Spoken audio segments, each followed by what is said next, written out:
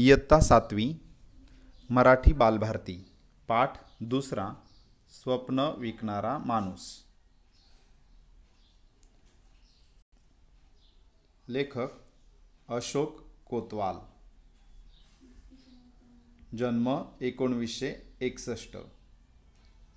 मौनातील पडझड, कुणीच कसे बोलत नाही हे कविता संग्रह, प्रार्थनेची घंटा, सावलीचं घड्याळ हे ललितलेख संग्रह, घेऊया गिरकी हा बालकविता संग्रह प्रसिद्ध।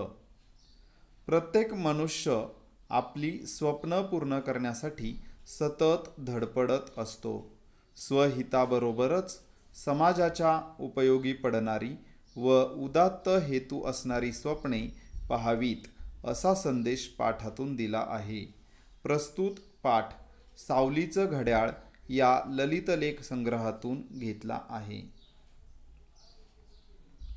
पहा मित्रांनो, आजचा हा जो पाठ आहे स्वप्न विकणारा माणूस, या पाठाची जी प्रस्तावना आहे त्या प्रस्तावनेतच सांगितलेलं आहे की स्वहिताबरोबरच समाजाच्या उपयोगी पडणारी व उदात्त हेतू असणारी स्वप्ने पाहावीत असा संदेश आपल्याला या पाठातून दिला आहे। आता स्वहित म्हणजे स्वार्थ, थोडक्यात स्वतःचं हित पाहिलं जिथं जातं त्याला स्वहित म्हणतात, स्वतःचा फायदा तर त्याला, आणि त्याचबरोबर समाजाच्या उपयोगी पडणारा। आता आपला देह जो आपल्याला मिळाला आहे, हा देह जेव्हा आपण समाजाच्या उपयोगासाठी वापरणार आहोत तेव्हा त्याला म्हणायचे समाजहित। मग समाजाचा फायदा करून देण्यासाठी जेव्हा आपण थोडंफार झगडू तेव्हा आपल्या या देहाचं चीज होणार आहे। उदात्त हेतू असणारी स्वप्ने पाहावीत असा संदेश आपल्याला पाठातून दिला आहे। उदात्त हेतू म्हणजे काय, तर जेणेकरून संकोच म्हणजे आपल्यापुरतं किंवा स्वतःच्या कुटुंबापुरता विचार न करता जेव्हा समाजाच्या किंवा माझ्या समाजातील सगळेच्या सगळे बांधव हे शिक्षणाने किंवा इतर गोष्टींनी समृद्ध व्हावेत आणि पुढे पुढे जावेत अशी इच्छा धरून जेव्हा काही स्वप्न पाहिली जातात आणि ती सत्यात उतरवण्यासाठी प्रयत्न केले जातात त्याला म्हणायचं असतं उदात्त हेतू। ठीक आहे, आपण पाठाचं काही भागाचं प्रकट वाचन करणार आहोत। आता या ठिकाणी प्रकट वाचन का करायचं ते मी सांगतो की प्रकट वाचन केल्यामुळं वाक्य वाचत असताना त्या वाक्यामध्ये विराम कुठे घ्यायचा, कुठे विरामचिन्ह वापरलेलं आहे, आवाजातील चढ उतार, या सगळ्या गोष्टी आपल्याला 7वीमध्ये शक्य झाल्या पाहिजेत। कारण आपल्याला निवळ वाचन करायचं नाही तर ते अर्थपूर्ण वाचन करण्यावर भर द्यायचा आहे की तुम्ही जेव्हा काही वाचन करत असाल तेव्हा वाचलेला जो काही तो भाग आहे तो भाग जेव्हा तुम्हाला समजत असेल तर ते खरं योग्य वाचन म्हणावं लागेल। बऱ्याचदा असं होतं की मुलांना वाटतं आम्हाला वाचता येते म्हणून मग ते पुस्तक घेतात आणि खडा वाचत जातात आणि वाचल्यानंतर परिच्छेद वाचल्यानंतर जेव्हा त्यातील आशयावर आधारित एखादा प्रश्न विचारला जातो तेव्हा मुलांना त्याचं उत्तर सांगता येत नाही। का सांगता येत नाही तर त्यांनी समजपूर्वक वाचन केलेलं नसतं आणि म्हणून प्रकट वाचन कसं करायचं याचा नमुना आपल्याला दिसावा म्हणून मी या ठिकाणी काही परिच्छेदाचं प्रकट वाचन करत आहे। पहा, माणसाला स्वप्न बघता आली पाहिजेत, नुसतीच बघता आली पाहिजेत असं नाही, तर ती पूर्ण कशी होतील याचा विचार करता आला पाहिजे। असं आपणच नाही तर आपल्यापेक्षा श्रेष्ठ असे सगळेच लोक म्हणत असतात। आता स्वप्न ही निर्माण करावी लागतात की ती उत्पन्न होतात हे आपल्याला माहीत नाही। स्वप्नांविषयी लोक काय काय बोलतात, कुणी तर स्वप्नांना भलतंच तुच्छ लेखतात, भलती सलती स्वप्न पाहू नकोस असा सल्लाही देतात। माझं तर म्हणणं असं आहे, ज्याला स्वप्न बघता येत नाही तो माणूसच नाही। जे स्वप्न आपल्याला समृद्ध करतं ते बघण्यासाठी संवेदनशील मन असावं लागतं।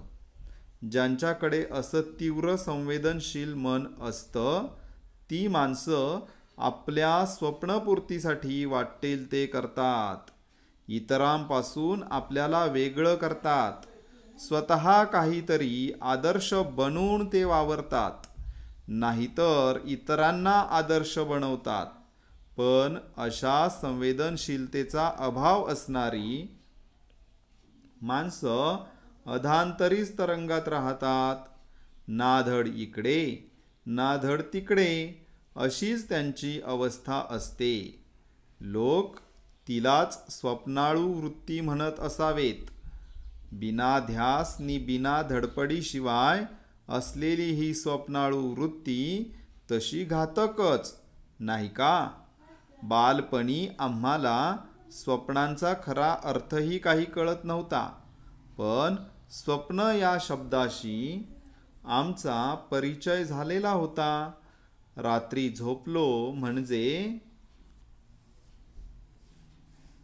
आपल्याला झोपेत जे दिसतं ते स्वप्न असतं आणि ते काही खरं नसतं असं आम्हाला माहीत झालं होतं. आमच्या लहानपणी कोण्या एका गावाकडून एक स्वप्न विकणारा माणूस घोड्यावर बसून आमच्या गावाकडे यायचा. त्याच्या घोड्याचा टबडक टबडक आवाज आला की आम्ही आवाजाच्या दिशेनं धावत जायचो. आमचं आकर्षण घोडा बघणं हे असायचं. पण घोड्यासोबत मिशीतल्या मिशीत हसणाऱ्या त्या माणसालाही बघणं व्हायचं. तलम रेशमी धोतर, त्यावर तसाच जरीचा सैलसर कुडता, डोक्याला लाल पांढरा फेटा, डोळ्यांवर चष्मा, पायात चामडी बूट, गव्हाळ रंगाचा झुपकेदार मिशा असलेला हा माणूस होताही तसाच धिप्पाड. या स्वप्न विकणाऱ्या माणसाची आम्हाला गंमतच वाटायची, शिवाय कुतूहल पण. त्यानं घोड्याच्या पाठीवर ठेवलेल्या मखमली कापडातल्या गाठोड्याकडे आम्ही कुतूहलानं बघायचो. हा माणूस आमच्या गावच्या पिंपळाच्या पारावर थांबायचा. पाराला असलेल्या लोखंडी कडीला आपला घोडा बांधायचा. घोड्याच्या पाठीवर आणलेलं मखमली कापडातलं गाठोडं जवळ घेऊन चामडी पिशवीतलं पाणी घटाघटा प्यायचा आणि मग ऐटीत झाडाच्या पारावर बसायचा. तेव्हा त्याच्या भोवती माणसांचा गराडा पडे. त्यानं आजवर घोड्यावरून खूप प्रवास केलेला होता. कित्येक प्रदेश पाहिले होते, कित्येक डोंगरदऱ्या तुडवल्या होत्या. भिन्न स्वभावांची आणि भिन्न संस्कृतींची माणसं पाहिली होती. त्यामुळे त्याच्याकडे बोलण्यासारखं खूप काही असायचं. त्यानं अनुभवलेलं समृद्ध विश्व तो वेगवेगळ्या किस्स्यांनी रंगवून फुलवून सांगायचा. लोक त्याच्या गप्पांमध्ये स्वतःला विसरून जायचे. त्याचं ते भलतंच दिलखेच बडबडणं आणि स्वप्नात धुंद गुंगवणं लोकांना भारी आवडायचं. ऐकताना लोकांची मती कुंठित व्हायची. आपण ऐकतोय ते खरं की खोटं या संभ्रमात ते पडायचे. ऐकताना लोक तल्लीन होऊन जायचे. त्याच्या त्या अनुभवी बोलांतून लोकांना निरनिराळ्या प्रांतांची रीतिरिवाजांची माहिती व्हायची. त्यानं वर्णन केलेल्या प्रांतात ते मनानच भटकून येत. जणू काही आपण स्वप्नातच आहोत असं त्यांना वाटत राहायचं. मग बऱ्याच वेळानं तो ते मखमली कापडात बांधलेलं गाठोडं हळूच सोडायचा.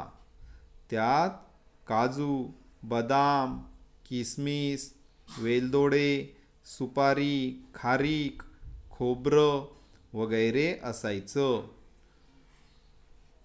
नाही म्हटलं तरी लोक घासाघीस करून छटाक पावशेर विकत घ्यायचेच. कधी कधी तो गाठोड्यातला खाऊ सगळ्या टिंगू मुलांना मूठ मूठ वाटून द्यायचा. आम्हीही त्याच्यावर भलतेच खुश व्हायचो.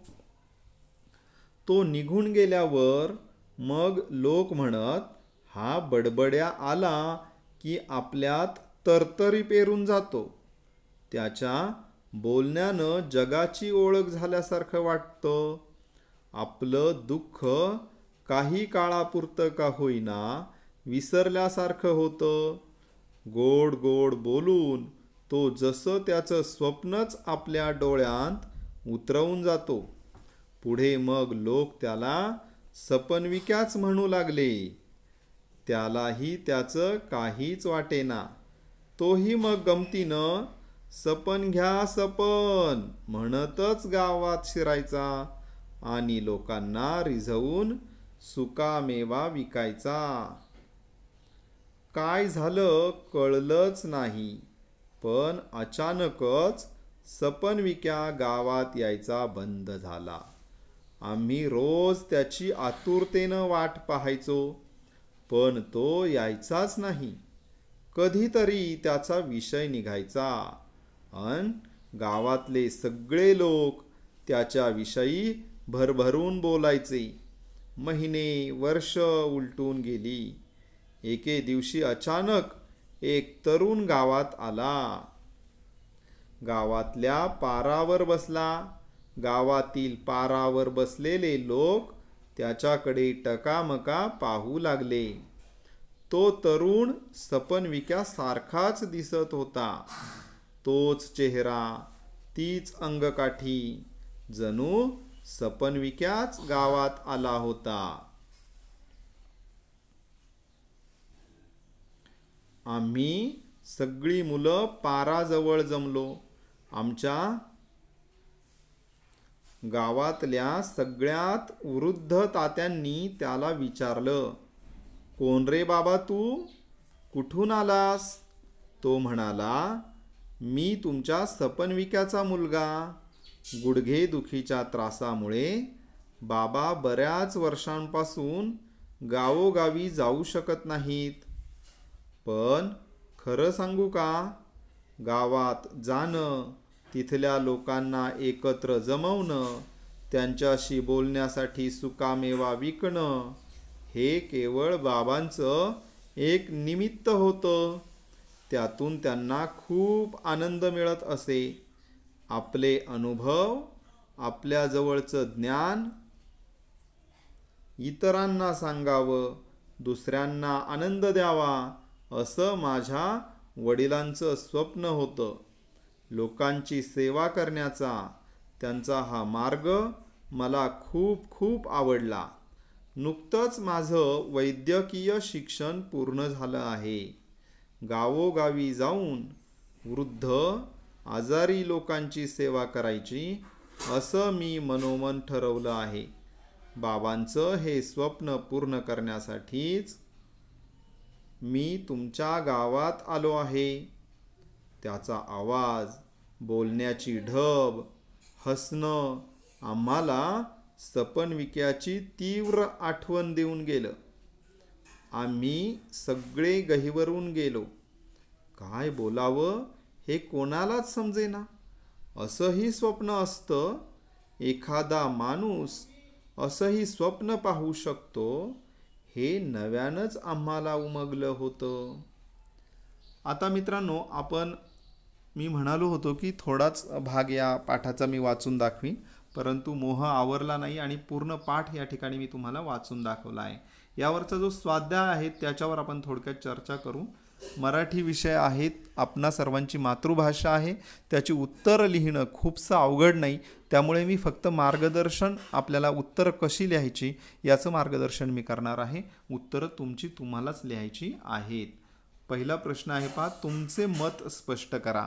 आता यामध्ये घाबरण्यासारखं काहीच नाही असा प्रश्न असेल तर, कारण की फक्त यावर एकच लक्षात घ्या की तुम्हाला तुमचं मत आता मांडता यायला हवं.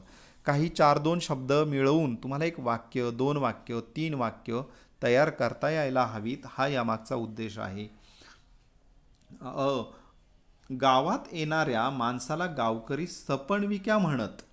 आता तुमचं मत काय आहे? तर माझं मत सांगतो या ठिकाणी की गावकरी त्या माणसाला सपणविक्या म्हणायचे, कारण की तो जेव्हा त्याची काही तो यायचा आणि तो जिथे जिथे गेला होता, ज्या ज्या प्रदेशात फिरला होता, त्या प्रदेशांचं वर्णन त्या लोकांना सांगायचा.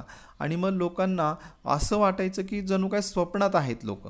आणि तो जणू काय इतकं ते वास्तवदर्शी चित्र निर्माण करायचं की लोकांना वाटायचं आपण त्या ठिकाणी गेलोय, इतकं ते छान सांगायचा.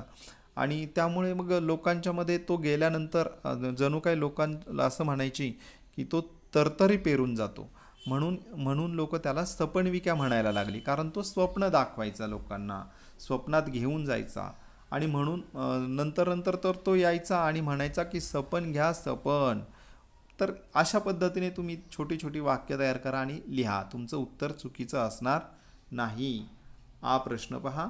स्वप्न विकणाऱ्या माणसाचा गावात येण्यामागचा उद्देश काय होता? पहा किती छान प्रश्न आहे.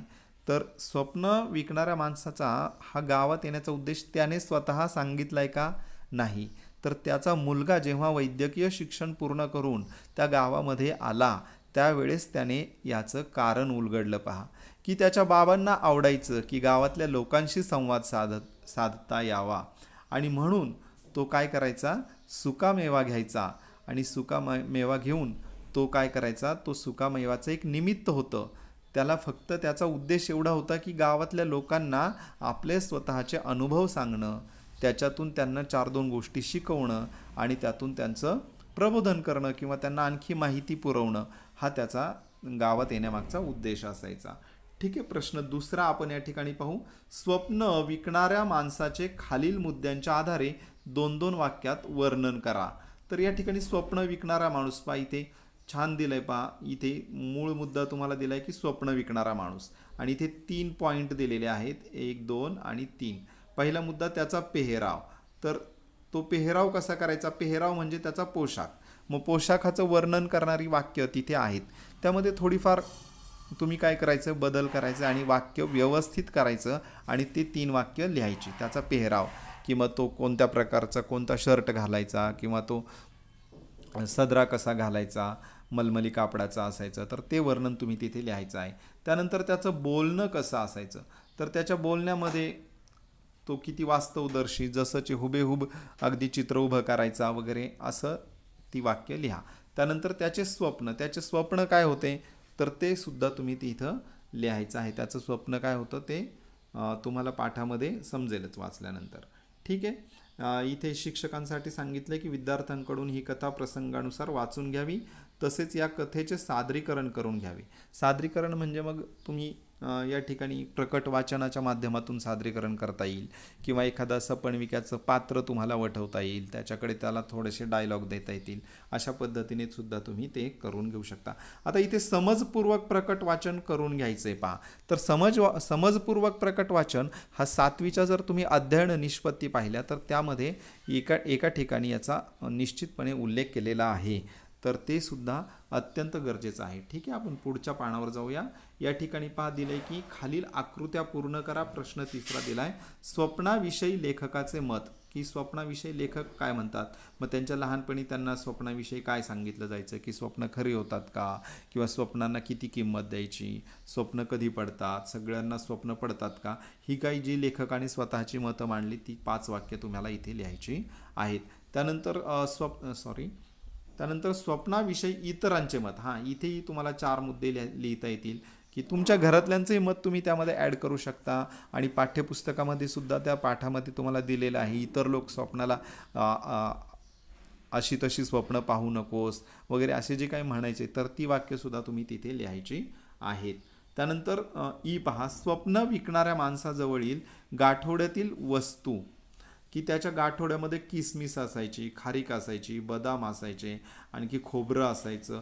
तर ते सर्व पदार्थांची तुम्हाला इथे नावं लिहायची आहेत. ठीक आहे. त्यानंतर पहा, स्वप्न विकणाऱ्याचे किस्से ऐकणाऱ्यांचे फायदे.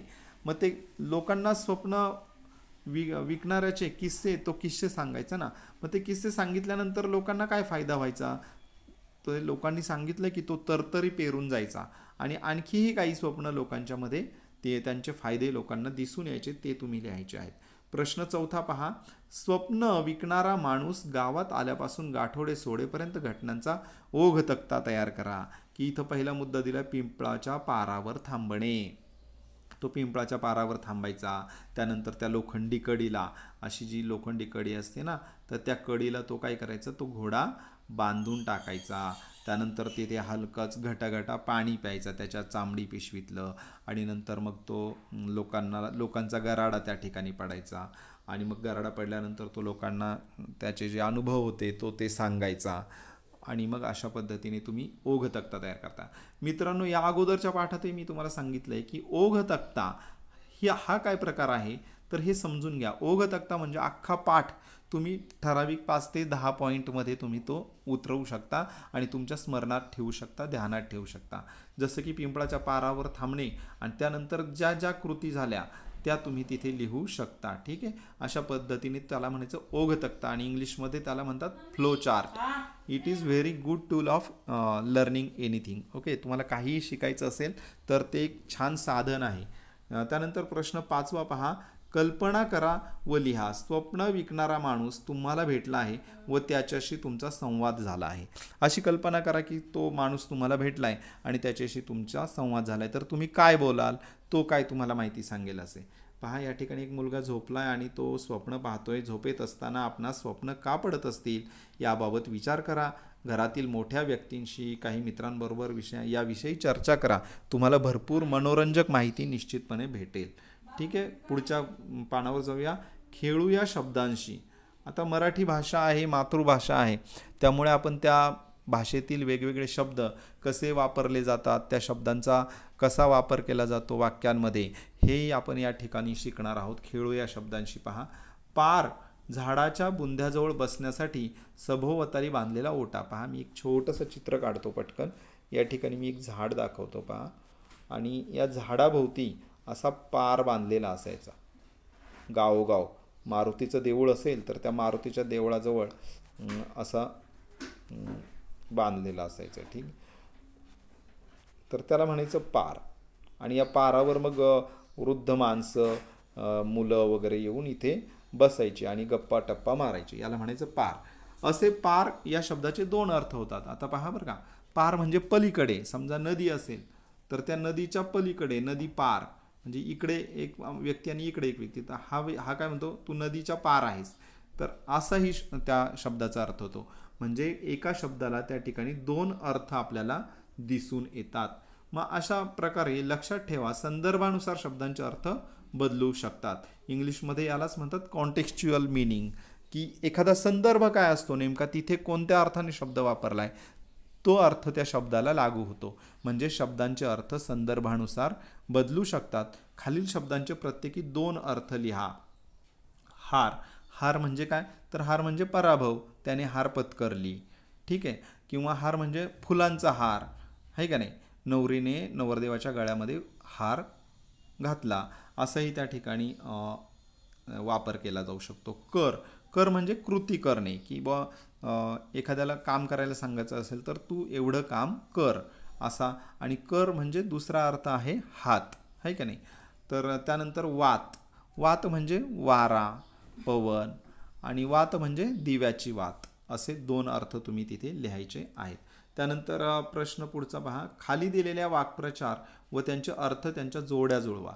मती कुंठित होणे, तरतरी पेरणे आणि गहीवरून येणे, हे 3 वाक्प्रचार दिले आहेत. आता वाक्प्रचार म्हणजे काय, तर वाक्प्रचार म्हणजे आपल्या मराठी भाषेमध्ये आपण जेव्हा बोलत असतो तेव्हा बोलताना कधी कधी शब्दांचे गट, आपण अख्खे 3-4 शब्द एकत्र घेतो आणि त्या 3-4 शब्दांच्या गटाचा एक वेगळा अर्थ असतो आणि मग तो शब्दगट आपण त्या ठिकाणी बोलताना सहज वापरून जातो.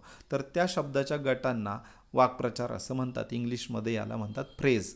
ठीक आहे. आता मती कुंठित होणे. मती कुंठित होणे म्हणजे काय, तर पहा, या ठिकाणी अर्थ दिलेले आहेत. कंठ दाटून येणे, विचार प्रक्रिया थांबणे आणि उत्साह निर्माण करणे. तर मती कुंठित होणे म्हणजे विचार प्रक्रिया थांबणे. मती म्हणजे बुद्धी. त्यानंतर तरतरी पेरणे म्हणजे उत्साह निर्माण करणे. त्यानंतर गहीवरून येणे, कंठ दाटून येणे.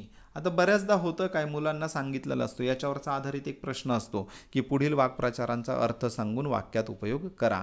मोस्टली काय होतं, बऱ्याच वेळा मुलं वाक्प्रचार पाठ करतात, त्याचा अर्थही लिहितात, परंतु जेव्हा वाक्यात उपयोग करायचा असतो तेव्हा त्याच्या अर्थाचा वाक्यात उपयोग करून बसतात आणि मग त्यांना मार्क मिळत नाहीत.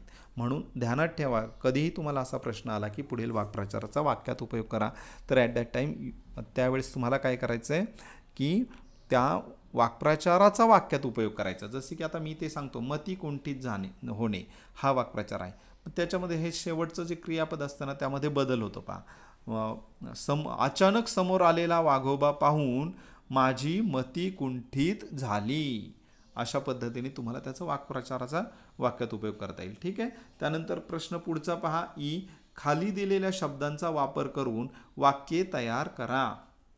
आता काही मुलांना याच्यात अडचण निर्माण होते. पहा की कुतूहल, आता हे शब्द दिलेले असतात ना, मग त्यासाठी काय करायचं असतं, पाठ तुम्ही जेव्हा शिकत असता त्यावेळेस तुम्ही त्या पाठातील जे नवीन शब्द आहेत, ज्या शब्दांचे अर्थ तुम्हाला माहीत नाहीत, तर त्या शब्दांचे अर्थ तुमच्या शिक्षकांकडून, तुमच्या पालकांकडून, तुमच्या मोठ्या भावा बहिणींकडून समजून घ्यायचे असतात. म्हणून तुम्हाला नेहमी सांगितलेलं असतं की प्रश्न विचारा, तुमच्या मनामध्ये शंका येऊ द्यात आणि मग ते प्रश्न विचारल्यानंतर काय होतील, तुम्हाला त्या शब्दांचे अर्थ माहीत होतील आणि अर्थ माहीत झाला की मग तो शब्द तुम्ही वापरू शकता. जसं की कुतूहल, कुतूहल म्हणजे नवल.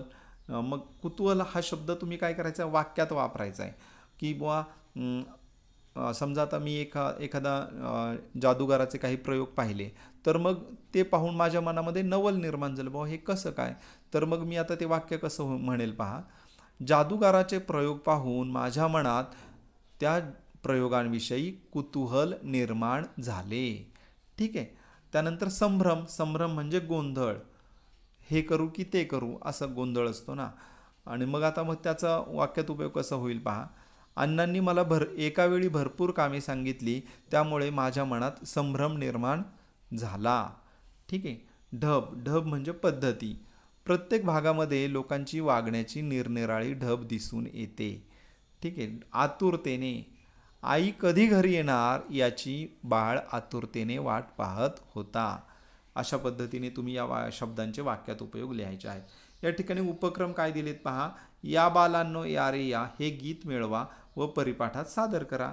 त्यानंतर तुमच्या गावात परिसरात येणाऱ्या अशा काही व्यक्ती आहेत ज्यांची तुम्ही आतुरतेने वाट पाहत असता, उदाहरणार्थ फुगेवाला, आईस्क्रीमवाला, अशा एखाद्या व्यक्तीची मुलाखत घेण्यासाठी प्रश्नावली तयार करा.